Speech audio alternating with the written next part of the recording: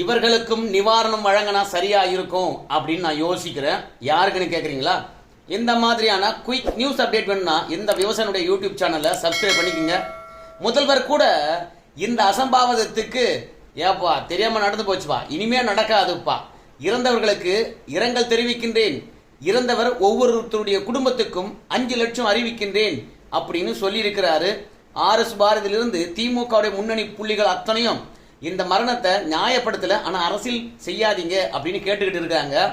ஆனால் எடப்பாடியார் ஆட்சியில் 24 மணி நேரம் வாய் திறந்து எடப்பாடியை வசப்பாடி கொண்டிருந்த இந்த சூரிய எங்க போனாரு, சித்தார்த் எங்க போனாரு, பவன் கல்யாணுக்கு எதிராக கொஞ்ச நேரத்துக்கு முன்பாக கூட முட்டு கொடுத்திருந்த இந்த பிரகாஷ் ராஜ்லாம் எங்க போனாங்க?